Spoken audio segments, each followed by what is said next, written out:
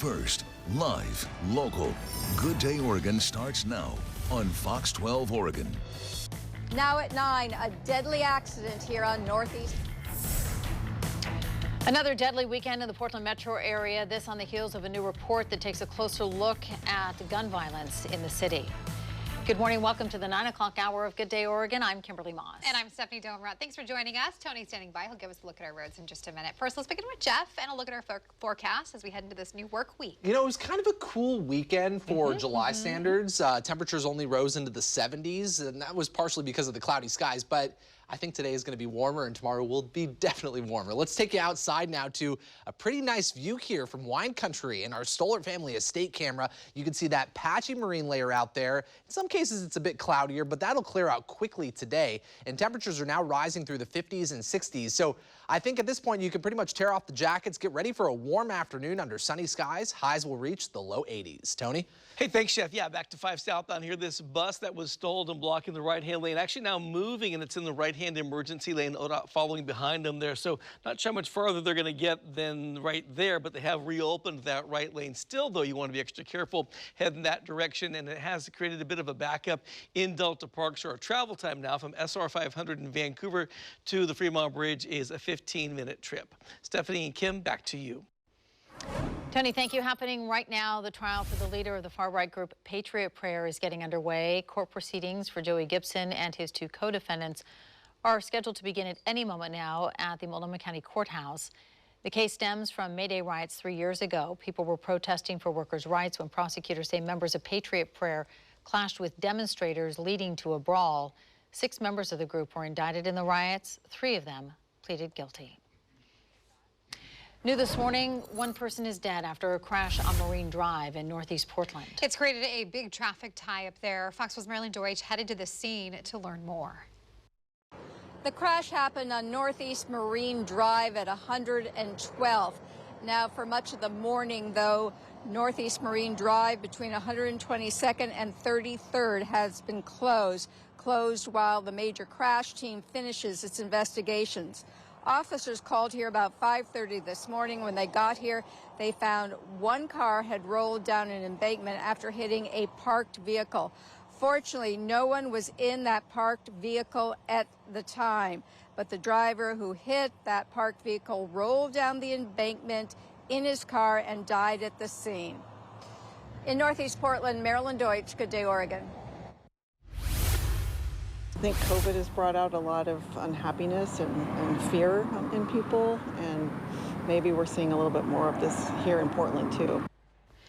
It's something we have heard before, people in Portland reacting to life changes, including violent trends, and that violence impacting the lives of many over the weekend. 4 people were killed by gunfire in the past few days. That includes 3 separate shootings that happened just blocks and minutes apart. At about 2:15 yesterday morning, a man showed up at a hospital following a shooting on West Burnside in Portland. Police say he is expected to recover. As police investigated that shooting in Old Town, officers heard shots fired a few blocks north. They say no one was hurt there. And then just before 3, police responded to a shooting on Southeast Belmont. 1 man died at the scene, and a woman was rushed to a hospital where she later died. Another person was killed in a shooting at a home off Commercial Avenue in North Portland around noon Saturday. Police say they are holding a man involved and they are not looking for anyone else right now. And on Friday night, just before 8, officers found a man who had been shot dead in the area of Southeast 124th and Powell. So far, there are no details on a shooter. This comes as Mayor Ted Wheeler released a report Saturday morning detailing the sharp increase in gun violence. The report revealed the homicide rate spiked more than 200% from 2019 to 2021, and a majority of shootings happened on the east side of the city. In a statement, the mayor said he hopes to incorporate the recommendations from the report into future efforts to address gun violence, including Safer Summer PDX, an initiative he announced last month and beyond. As Mayor Wheeler announced the initiative, he said he would be making an emergency declaration focused on reducing gun violence, but it is still not clear when he plans to do that. You can read the full gun violence report right now at kptv.com. Another deadly shooting is under investigation on the other side of the Columbia. Vancouver police say 2 people were killed and 2 others were hurt when someone opened fire at a house party. Fox 12's Deborah Gill joins us in the studio now with what a neighbor says that they witnessed. Deb? Stephanie, Vancouver police say 911 calls came in just before 1:30 yesterday morning about gunfire on East 11th Street in Vancouver. Investigators say more than 50 people were at a party when at least one person started shooting. Officers arrived to find 3 people suffering from gunshot wounds. One of the victims died there. Medics rushed the other 2 to a hospital where another victim died. A short time later, a 4th person suffering from at least one gunshot arrived at a hospital in a private car. Police say the 2 surviving victims are in serious condition. A neighbor did not want to show her face on camera because she's concerned for her safety. But Kay says the people at the party look like teenagers, and she's still shaken by what she saw so close to her home. They were like really fast, so it was like pop, pop, pop, pop. It was like all of a sudden it became quiet, and it was just massive feet. I could hear feet on the sidewalk just like running. It was like I could just hear running. And then like all the cars were starting up, and you know, they were going both directions and coming out of the driveway, and that's when I knew there was something going on. Officers have not released the names and ages of the victims, and they say they've only been able to get limited information from witnesses about whoever opened fire. Kim and Stephanie, back to you. Deb, thank you. New this morning, Washington State Patrol is investigating a deadly crash in Klickitat County. It happened on SR 141 in White Salmon just before 12:30 yesterday afternoon. State troopers say a woman was killed when she crossed the center line, overcorrected, and then went off an embankment, causing her car to roll. A medical examiner pronounced 36-year-old Irina Jazkuyunas dead at the scene, and troopers listed speed as a factor in the crash. A new report on the deadly school shooting in Uvalde, Texas found, quote, multiple systemic failures in both the police response and the school's safety measures. A Texas legislative committee released that report to the public yesterday after allowing loved ones of the victims to read it first.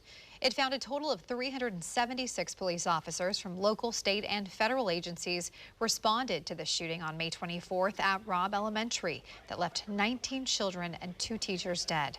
Despite all the manpower, officers waited 73 minutes before confronting the shooter. We do not specify which officers should have taken over command in here, because that'd be kind of a little bit of our opinion as to who should have. What I will tell you is this. There were officers in that building who knew or should have known more needed to be done. The report also focuses on doors in the school. It found if both the exterior and classroom doors had been locked like they were supposed to be, the shooter would have been slowed down. Texas lawmakers will use the information in this report to see if new laws need to be enacted or policies need to be changed to make sure it doesn't happen again. Nurses at Providence St. Vincent Medical Center recently approved a new contract. It's a story we've been following closely here on Fox 12. The contract is said to raise nurse staffing standards and increase wages. The Oregon Nurses Association says the contract also improves patient care by limiting when nurses float between hospital departments. Nurses at Providence Willamette Falls Medical Center also voted to ratify their own contract this past week, and nurses at Providence Milwaukee are holding a vote on their contract this week. Just into our newsroom, he became a household name during the pandemic, and now he says it's nearly time to step down. Dr. Anthony Fauci announced this morning he does plan to retire by the end of President Biden's current term. That ends in January of 2025. The 81-year-old is currently the chief medical advisor to President Biden and has served as the director of the National Institute for Allergy and Infectious Diseases for decades. Dr. Fauci says he does not currently have a specific retirement date in mind, nor has he started the process of retiring. All right, let's turn to Jeff Forgeron now for a look at our first live local forecast. Yeah, you know, yesterday and the day before, we had some pretty stubborn cloud cover out there. And wind. Yeah, it was a little bit breezy at times. It felt kind of like late spring, if you will. But I think for the foreseeable future, we have summer-like weather coming. Lots of dry conditions, warming temperatures. In fact, it's going to turn hot Tuesday afternoon and Wednesday afternoon, which we'll talk about in a second. But this is a live look from our Willamette Valley Vineyards camera in Turner. Not a cloud in the sky there. But if I take you up to the north to our skyline camera, it's a different story. We have a shallow, patchy marine layer that briefly will be around, or will be around briefly this morning before it burns off, I think before lunchtime today. And that marine layer made its way all the way up into the Cascade foothills. Here's a quick time lapse from the Adventure Park at Ski Bowl camera. Right around 7:30, though, that marine layer burned off. So the remainder of the day should be mostly sunny up in the higher elevations. You know, it's been 12 days since we've actually had measurable rainfall at PDX. This tends to be our driest month of the year. We've only actually posted 0.17 of an inch of rain. That's better than last July and in July 2020 as well. But, you know, I don't see any rain coming anytime soon, so you'll have to keep watering the lawn if you do that, or your gardens, because Mother Nature is not going to be really helping out anytime soon.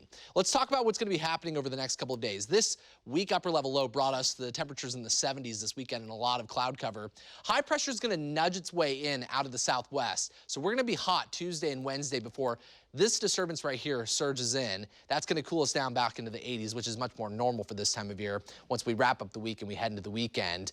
And it's possible that we stay mild through Sunday, but I think we're going to be kind of squished between two different high pressure systems early to midweek of next week. So most of the models are actually honing in on the possible heat wave coming Monday, Tuesday, Wednesday, and beyond that. We'll have to wait and see how things play out. But the remainder of the day should feature gradually clearing skies and a nice afternoon. It'll turn breezy toward the end of the day, but temperatures should still max out in the low to mid 80s. So it's going to be warmer than the weekend, and it's going to turn hot briefly Tuesday and Wednesday. I think most of the afternoons will be in the 80s, but we'll briefly climb into the low 90s. And then we're back into the 80s to wrap up the week and as we head into the weekend. So overall, not a bad forecast, but no rain in sight for at least the next week or so. Tony? Thanks, Jeff. Live look here along I-5 southbound in the area of Delta Park. That arrow pointing to this stalled truck, or rather bus, that's still there in the right-hand emergency lane. Out of the travel lane, though, so things are moving better past that point. Just be a little extra careful. You should make your way through Delta Park there with that bus stop there on the freeway. In the meantime, travel times still looking pretty slow there. 7 minutes to make that trip on 84 from 82nd Avenue west to I-5. Back to you. Thank you. ODOT doesn't want language to be a barrier to safety. Still ahead, the new device it just installed at a local intersection and what makes it so significant. Plus, we're celebrating Christmas in July. Coming up next, we're catching up with Andy to see how you can help make the holidays extra special for local boys and girls.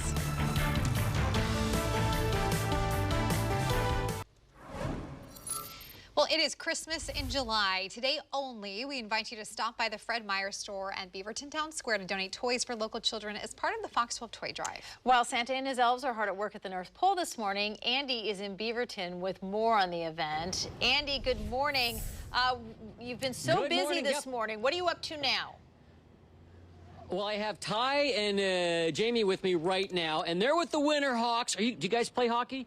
No, we don't personally play hockey, but yes, the Winterhawks play. He's on the company's basketball team, but otherwise, you guys always help us out with our big toy drive. Two different things that you do. What's the first thing that you do? Yeah, so the first one is the toy drive. This season is going to be December 2nd. It's a great event that Les Schwab and Fox put together to help kind of families in the area in need. Yeah, and Tony Martinez normally is there as well, and he loves to be able to thank people. And it's a really great event and fun to do. Now, there's another thing that you guys are famous for. Tell us about that. Yeah, the Teddy Bear Toss is going to be on December 10th this season. Last year, we got 7,500 teddy bears thrown onto the ice. We have it every single year. It's an annual event. People just bring out as many plush toys as possible, throw it on the ice, and try to set a new record. It's a lot of fun for families. And it's after you guys score your first goal, right? Exactly, yeah, exactly. Yeah. So that happens. Now, if you can swing by this Fred Meyer between now and a couple of hours from now, they're going to be here and drop off a brand new unwrapped toy. We have some goodies from the Winterhawks that they will be divvying up, and so some great souvenirs. Who doesn't need another coffee mug is what I'm saying right there. So thank you guys for partnering up with this again this year, and hopefully we'll see you out here within the next couple of hours. Now let's go back to you guys there in the studio.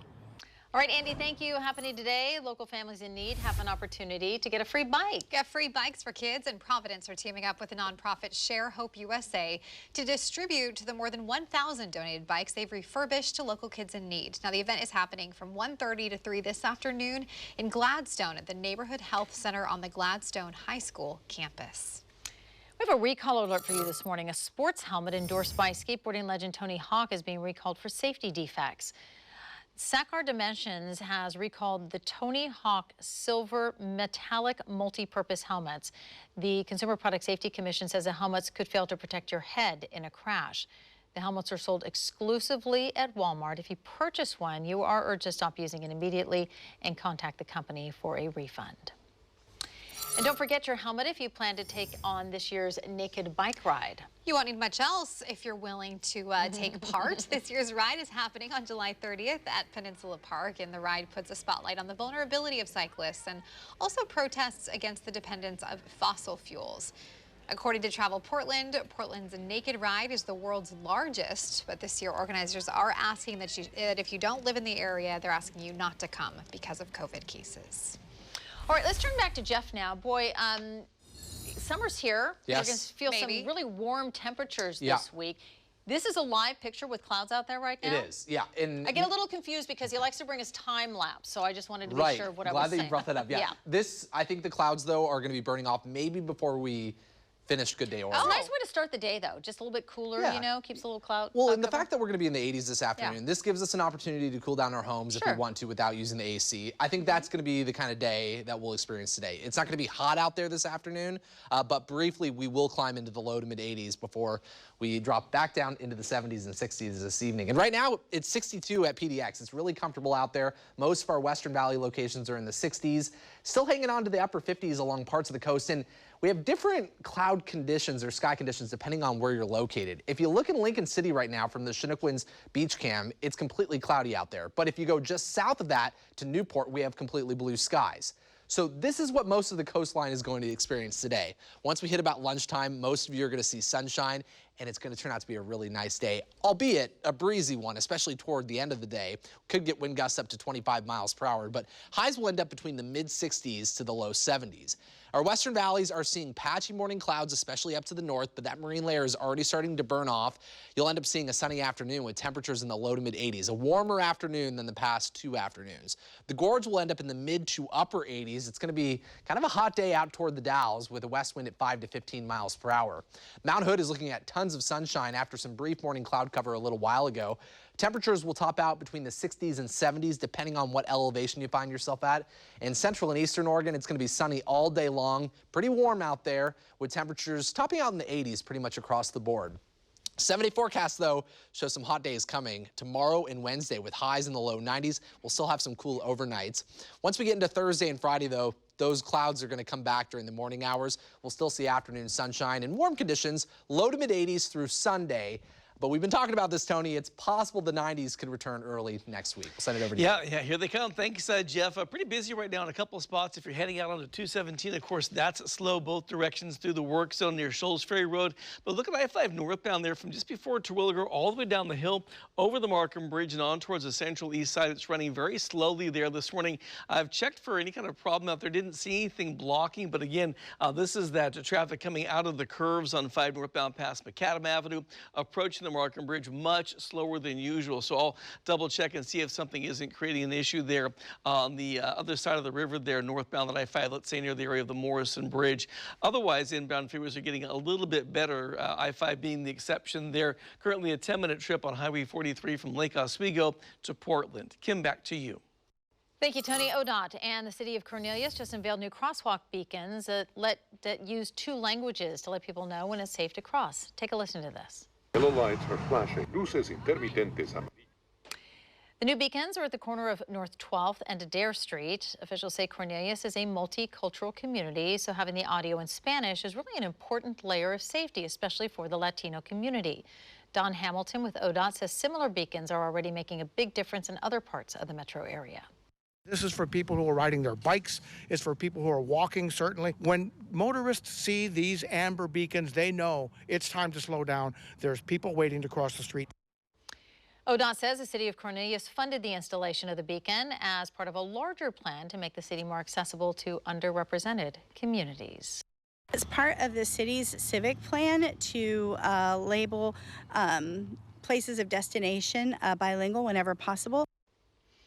Adair Street is technically part of TV Highway. Officials say these new beacons are the first of many projects to come to make the highway safer.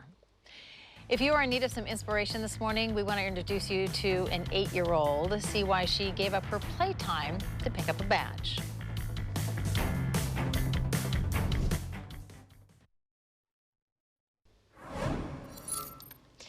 New at 9, ahead of her 19th surgery, an 8-year-old girl in California joined the ranks of a local sheriff's department. It was an emotional day for the junior deputy and the officers who worked with her. For Fox 12, Jesse Gary has more on her remarkable story. Want to put this on your shirt? 8-year-old Aubrey Silver arrives to temporarily join the team at the Santa Clara County Justice Training Center. The youngster, outfitted with a vest, camera, tiara, and glasses, Come help us! lent her talents to find a faux suspect hiding somewhere on the ground. You went in there. I liked it a lot. Can you believe that all these people did all of this for you? Yeah, How does that make you feel? good. Why?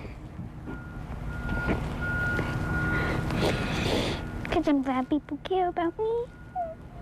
Aubrey's journey to law enforcement begins with a chance encounter 3 years ago, watching the sheriff's canine unit at work.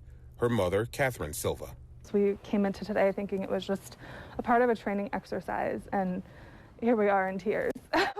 Now for the story behind those tears. Aubrey has suffered from medical complications, including a head tumor that was removed but has since regrown. The mass is affecting vision in one of her eyes. Going through surgery for a tumor that's regrown is not easy. It's not an easy thing at all. Doctors, believing positive mind could equal a positive outcome, want Aubrey in a good emotional place pre-surgery. That's where the sheriff's canine unit comes in. Knowing of her connection with the four-legged sleuths, they set up this mock investigation, pursuit and capture. She was her own detective. She solved a case to find a missing dress and slippers. And at the end of the day, she caught the bad guy. It's all about the community, how we can best serve our community. With the alleged thief behind bars, there was one more jolt to position Aubrey in a positive frame to face surgery. An all-expense-paid trip to Disneyland. I can see all my favorite Disney princesses. Who's your favorite one? Tiana. At the end of the day, Aubrey and her family deserve this, and so I'm glad we were able to pull this together. This is definitely going to lighten the load of everything, looking forward to something after the fact. Perhaps in a few years, this day's efforts will lead her down a path to help others facing some of life's greatest challenges. Thank you. Oh, great story there. All right, it's 9:26 now, and Oregon launches 988 to help get those in need access to mental health services. And it turns out the service is helping many more. See how you could access the line to help people in a crisis next. First, live, local. Good Day Oregon starts now on Fox 12 Oregon. Now at 9:30, police are looking for Fox 12's most wanted after a hit-and-run crash. How you can help get the victim justice. Then a shooting inside a Washington Walmart. What led up to the gunfire that left 5 hurt? Good morning. I'm Stephanie Domerat. I'm Kimberly Moss. Tony is here with a look at roads. We'll get to those in just a moment. But first, let's check your forecast with Jeff. You know, this warm weather that's coming in is really going to help our gardens recover. And I feel like that's been happening over the past few weeks. Warmer, drier weather has been playing out. And even though we were in the 70s this past weekend, we have lots of 80s and even 90s in the forecast. Starting off with some cloud cover, though. That's a live look from the Rivermark Community Credit Union camera on top of the Portland Opera Building. Those clouds should burn off over the next hour or so. We've only posted 2 days in the 90s so far this month, but we have more on the way. I'll show you the forecast coming up. Tony? Still very slow here coming northbound on I-5 out of the curves down past Macadam Avenue. Nothing blocking down there, but again, it's an unusually slow spot there. If you're heading that way in the next couple of minutes, that travel time from Wilsonville into Portland along that stretch of I-5 now 21 minutes. Stephanie and Kim, back to you. Tony, thank you. Portland police are looking for Fox 12's most wanted this morning after a person was killed this weekend in a hit-and-run crash in southeast Portland. This happened Saturday morning on Southeast Holgate and 100th Avenue. The crash involved 2 cars and a pedestrian who died at the scene. Fox 12's Marilyn Deutsch has more on the deadly crash. As you mentioned, this happened on Southeast Holgate, which is one of the city's high crash network streets. And that means it has more than the usual number of crashes, including deadly crashes. Now, this latest deadly crash on Southeast Holgate happened just before 7:30 Saturday morning. Again, it happened at 100th Avenue and involved 2 cars and a pedestrian. That pedestrian and 2 dogs were killed in this hit and run. One of the drivers stayed at the scene, but a driver in a second car ran. And this morning, that driver is still on the run. John Dugent lives on Holgate Boulevard and says this crash is just the latest instance of crime he's seen in the area recently. If you hurt somebody, stay there, take responsibility for it, you know. Don't run, because they're going to catch you anyway. Jujan tells us that people drive dangerously on Holgate all the time. He says they drive like they're on a freeway. He just wants drivers to slow down. Portland police are asking anyone who has information about this accident or the hit-and-run driver to contact them. There have now been 33 deadly crashes in the city this year. By the way, last year there was a total of 67. Marilyn Deutsch, Good Day, Oregon. Only on 12, we are hearing from a Portland woman who's looking for answers after someone killed her husband right in front of her. It happened Wednesday night on Highway 18 in Polk County as the couple was returning from a day trip to the coast. Brandy Goldsberry says she and her husband, 45-year-old Dennis Anderson, were on the road when a driver and passenger behind them suddenly became aggravated and even tried to run them off the road. We decided to stop and call 911, pulled over. Dennis got out of the car. I was calling 911, and the people in the vehicle started shooting at us and shot Dennis and our car. Goldsberry says the suspect's car pulled up beside them and a man on the passenger side fired several shots. Oregon State Police are still looking for the suspects. They're looking for a black car described as having a round emblem on the front. If you'd like to help Brandy and her family, there is a GoFundMe that's been set up to help cover funeral expenses and basic household needs. We have a link to that with this story on our website at kbtv.com.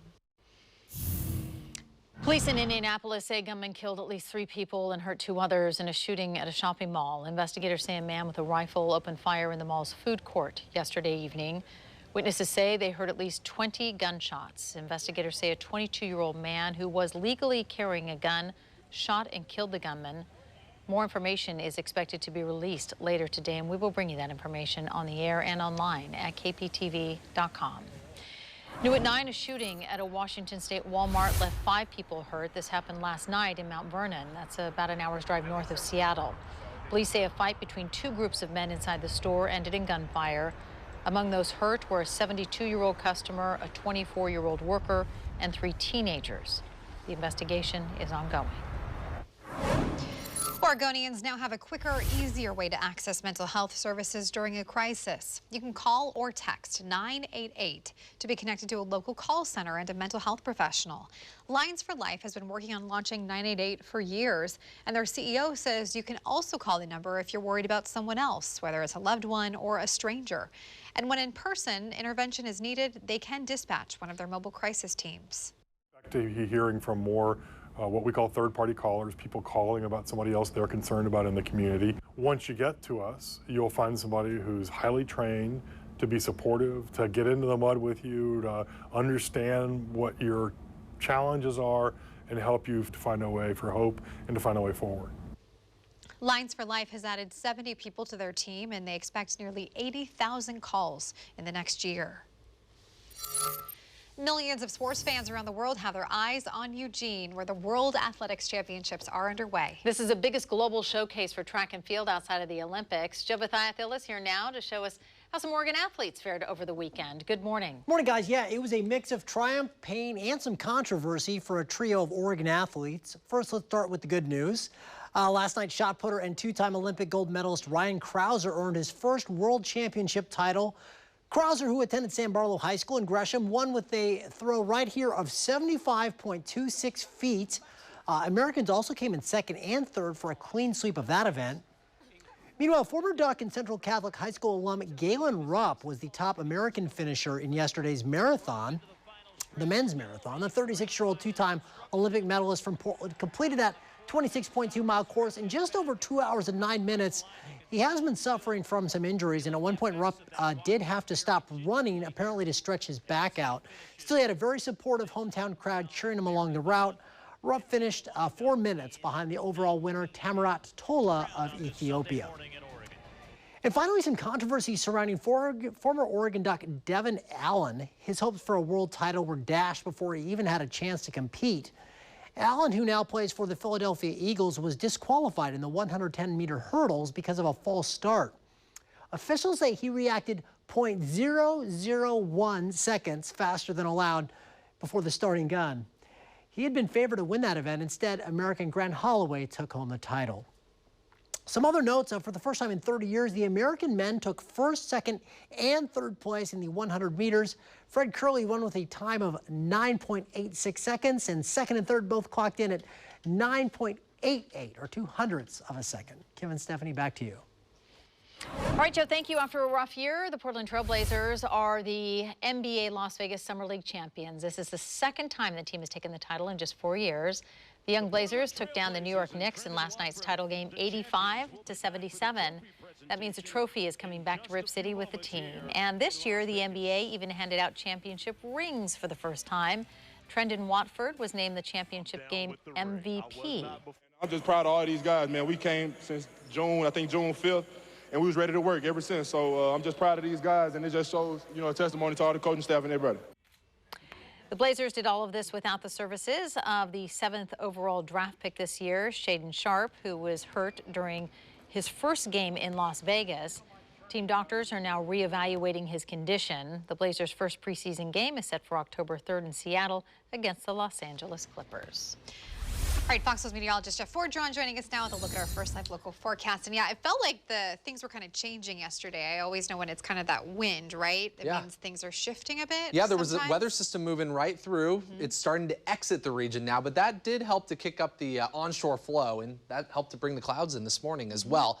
I don't think the clouds are going to be with us all day like we dealt with the past couple of days. In fact, if you look closely from the Vancouver waterfront and our Mary Hill Tasting Room Bistro camera, you can already see the clouds breaking out there. So over the next hour or so, a lot more of us around the metro area will see sunshine. It's currently 61 degrees out there in Vancouver, so it's really nice and cool out there to start off the morning. Wanted to show you what's going on the visible satellite imagery. I know a lot of you watching in the central Willamette Valley are thinking, there aren't any clouds out here. You're exactly right. It's clear down to the south of the metro area. All the clouds are focusing over the metro area and up to the north and to the west. But you can already see these clouds breaking, and in fact, Battleground, you're seeing some sunshine right now as those clouds work their way off the foothills of the Washington Cascades. Clouds are still draped over much of interior southwest Washington and out along the northern Oregon and southern Washington coast. But down in Newport, I've already showed you the sunshine, and the clouds are starting to move out of Lincoln City. So slowly but surely, clouds will clear out from south to north. That'll give way to a lot of sunshine lunchtime and beyond. It will turn breezy. I'll show you the wind forecast in a second, but that's going to help this evening to cool down your homes if you don't run your AC today. By the time we reach 6, 7 o'clock, temperatures will fall back into the 70s, and with that breeze, it's going to feel really nice out there. Tomorrow morning, don't expect to see much in the way of cloud cover, maybe a few patchy clouds to start off the morning, but we're expecting a lot of sunshine Tuesday and Wednesday with the warming trend on tap. The wind won't necessarily be super gusty out there late in the day, but it is possible we'll pick up wind gusts up to about 15 to 20 miles per hour, and we could see wind gusts in the ballpark of 25 to 30 miles per hour along the coast. Here's how it all plays out in the 7-day forecast. Highs should reach the low to mid 80s today. Then we're in the low 90s tomorrow. Tuesday should be the hottest day. I think high pressure starts to back off between Wednesday and Thursday, although we'll probably squeak out one more day in the low 90s Wednesday. Thursday and Friday, with that onshore flow strengthening, you'll see more morning cloud cover, but afternoon sunshine will still prevail with highs in the low to mid 80s. I think we'll see a lot of sunshine Sunday, and that could start another warming trend. The potential for 90s could return early next week. We'll have to wait and see how the pattern plays out. Tony? Thanks, Jeff. Up along 217, still pretty slow, right around Shoals Ferry Road, but the bigger and kind of unusual delay right now is along 5 northbound from about the area of Terwilliger down the hill to the 405 interchange, still staying slow there. In fact, you can see right here at Macadam Avenue, just about on the verge of stop and go as you come out of the curves and then through that little flat part as you head up onto the Markham Bridge. So just give yourself a little extra time to account for that unusual delay passing through that stretch of I-5 northbound. Travel times in general are picking up a little bit. Right now it's a 9-minute trip on Highway 43 coming up from Lake Oswego to Portland. Stephanie and Kim, back to you. All right, Tony, thank you. With summertime in full swing, people are headed outdoors. Yeah, and one local nonprofit is working to make sure everyone feels included. See how they're doing it up next.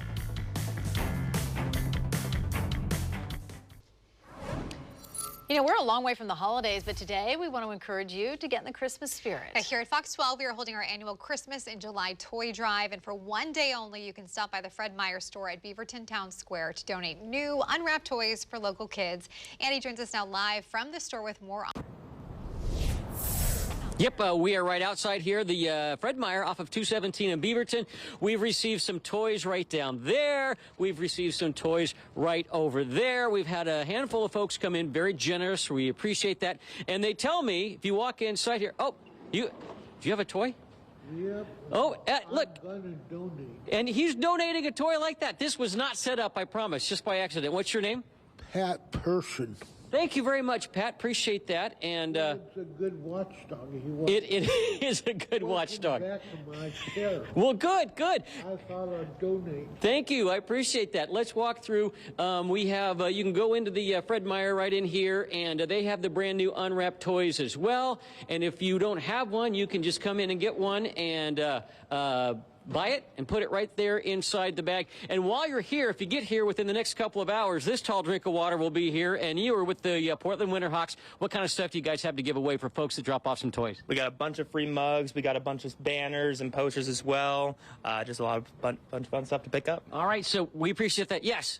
30. Oh, 30. I thought I thought I was getting a question from somebody, but it was just a time cue. So anyway, we'll be here for a while this morning. I'll be here over the noon hour from noon to 1. I believe Tony and Kim, and I'm not sure who else will be out here. Stephanie, perhaps. Joe V will be out here to thank you during that time. And then as we get into the afternoon to evening, Mark Nelson will be here as well as a lot of other folks from the station to thank you for dropping off your brand new unwrapped toy. We certainly appreciate that. Now let's go back to you in the studio. We're so happy to be a part of this event, and we just hope we gather toys throughout the day. Let's take you live now for a beautiful look from our Discover Newport Wow, cam. look at that. Not Bright a blue cloud skies. in the sky. Just a good day to be out there along the coast, looks like. Well, speaking of discovering our great outdoors, a local nonprofit is working to open doors to more people in our area. Yeah, and they're doing it by creating a caring community for all. Fox 12's Io Elise joins us now in the studio with more. Good morning. Good morning. And yes, historically speaking, people of color have had challenges accessing the outdoors, everything from how to be outside safely, transportation and equipment, but People of Color Outdoors is working to change that one trip at a time. I think the best thing about just getting out and being in nature is what you can't see. It's just the lightening of the spirit. And providing a welcoming environment for Black, Indigenous, and people of color to experience nature is why founder Pamela Slaughter created the nonprofit People of Color Outdoors. She started it in 2017 after recognizing that some members of the community found exploring nature to be daunting. One of our members was saying earlier that she came here with her son, and this is something that they did after they went through this summer program. They come here all the time now, and that's the goal. Here at Whitaker Ponds, the summer program includes activities like hiking and learning about the nature in the park, while other outings include camping, canoeing, and bird watching. Now, many outings are often at popular parks, but they also make it a point to visit less popular parks too. Whitaker Ponds, when we first started coming here a couple years ago, we never saw another person here. And since we've been coming a lot, we're hearing from the Columbia Slough Watershed Council that it's become a lot more popular. And so we're pretty happy about that, because places that get used more get taken care of better. This year, the nonprofit has hosted 40 outings with many more to come. Slaughter says that this kind of work is really rewarding. What makes me just light up when I take people out is seeing their reaction and seeing that, you know, that they're getting something out of this, that they're relaxing, their joy is coming up. Slaughter also says another great park to check out is Smith-Bybee Lakes. You can learn more about People of Color Outdoors online. We'll have a link at kptv.com. Back to you at the desk. Io, thank you. You know, it was a busy weekend at Providence Park with both the men and women of Soccer City USA hosting games. The Thorns took the pitch at Providence Park on Saturday, hosting Gotham FC. And Portland gave the fans a show. Taylor Porter scored first in the 5th minute for the Thorns. And then 2 minutes later, 16-year-old Olivia Moultrie scored another goal. Marissa Everett scored again for Portland in the 11th minute to make it 3-0. The Thorns maintained control the whole match, getting 2 more goals in the second half. They won with a final score of 5-0, earning a shutout. The Thorns are on a break this week. Their next match is July 29th on the road against Louisville. And the Timbers' unbeaten streak is still going. They faced off with Cascadia rivals, the Vancouver Whitecaps, yesterday. The match was scoreless until the 32nd minute when Vancouver's Brian White scored a goal, but the Timbers answered in the 81st minute with a penalty kick and a goal from Felipe Mora. It wasn't a win, but the 1-1 draw means the Timbers are unbeaten in their last 6 matches. And the Timbers will stay at home as former Portland star Jeremy Ebobisse returns to Soccer City Saturday night. You can catch that game on Fox 12 Plus at 7:30 with live coverage from Providence Park starting at 7. In today's Hollywood buzz, superstar celebrities Jennifer Lopez and Ben Affleck have tied the knot. The couple married Saturday in a small wedding ceremony in Las Vegas, according to CNN sources. The 52-year-old singer-actress and 49-year-old actor announced their engagement in April. They were previously engaged in 2002, but called off the wedding in September of 2003, just days before the date. In a fan newsletter, J.Lo had previously described the couple as, quote, 2 very lucky people who got a second chance at love. This marks a 4th marriage for J.Lo and the 2nd for Ben Affleck. As we get ready for 3-time Grammy winner Lizzo to bring her tour to Portland this fall, the singer has just dropped a new album. Yes, Special is the title of her 4th studio album. The Grammy award-winning singer, rapper, and songwriter, known for her feel-good hits and body positivity, calls it a, quote, no-skips classic album. Lizzo's latest album comes just a few days after she got an Emmy nomination for her Amazon Prime show, Watch Out for the Big Girls. You can catch her live at the Moda Center on November 4th and in Seattle on November 9th. All right, let's turn back to Jeff now. He's taking us up to the mountain. Just beautiful. Say it, Kim. You're lying. Oh, my goodness. There we go. Yeah, it's a beautiful morning up there. Some clouds actually surged up the Cascade foothills earlier this morning, but that burned off around 7:30. The rest of the day is going to look like this. And temperatures started off in the 40s in the higher elevations. Now we're climbing through the 50s through Government Camp at 53 degrees. It's actually turning out to be a really nice morning across the Northwest. Lots of sunshine east of the Cascades. We do have some patchy morning clouds west of the Cascades in some cases. Out toward Salem, it's clear, but toward the coast, we're dealing with a mix of clouds and sun. Look at this view from our Chinookwan's Casino Resort camera in Lincoln City. So we dealt with a shallow marine layer, but that's starting to retreat back over the coastline. Up to the north, though, or back over the water, excuse me. Up to the north, we're still mostly cloudy, and down to the south toward Newport, it's mostly sunny. So I think over the next few hours, you'll see the marine layer burn off from the coast into our western valleys, and it's going to turn out to be a really comfortable day along the coast. High temperatures will end up in the 60s and 70s, but expect a breeze and at times some gusty wind coming out of the northwest at about 20 to 25 miles per hour. Our western valleys are looking at mostly sunny skies today and a warmer day with high temperatures in the low to mid 80s, and that breeze will pick up to wrap up the day. The gorge is going to deal with some warm conditions. It's going to be a touch hot out toward the Dalles toward the end of the afternoon with high temperatures pushing close to 90 degrees. Mount Hood has already seen a little bit of morning cloud cover. It's going to be a sunny rest of the day with high temperatures in the 60s and 70s. In central and eastern Oregon, we are warming up quickly. High temperatures will end up in the 80s. It's possible a couple of spots like Burns and Madras will get close to 90 degrees. 7-day forecast, though, shows us in the metro area hitting the low 90s Tuesday and Wednesday. Back into the low to mid 80s, though, as we wrap up the work week and we head into the weekend. It's going to be nice with warm afternoons, cool early mornings, and next chance of rain may not come for another 10-plus days or so. Tony? Thanks, Jeff. We have a new crash here. It is inbound on the Sunset Highway, and it's blocking the right-hand emergency lane. We have 3 cars and ODOT stopped there on the right side. Looks like some fluid spilled there as well. A couple of folks out of their cars, so be really careful. That traffic's moving by there pretty quickly.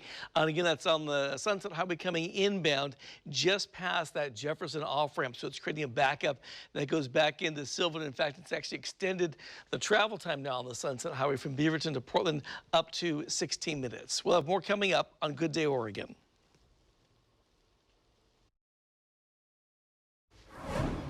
Hey, we have some fun news for those of you who are fans of The Office. It is making a comeback. Yeah, not with a new season, but with Legos. Yeah, there's a whole new Lego set of the popular TV show. Gosh. Sorry if that was disappointing. Yeah, I didn't see that coming. It's just laid out like Dunder Mifflin, actually. Look at this, complete with Michael Scott's office and the conference room. There are 15 Lego characters of the cast that come with it.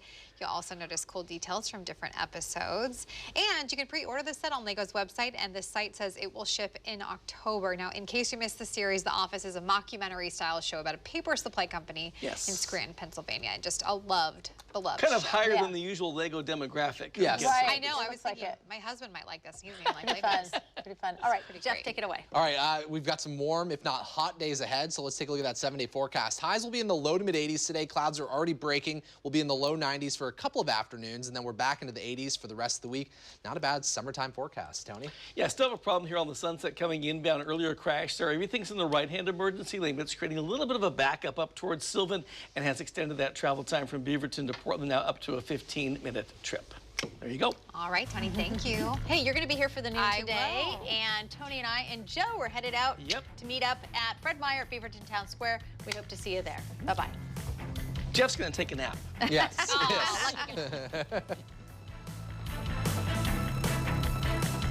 Thanks for watching Fox 12 Oregon News. Watch us live wherever you are on our website, our mobile, and our streaming news app. You can also watch us on Roku, Apple TV, and Fire TV.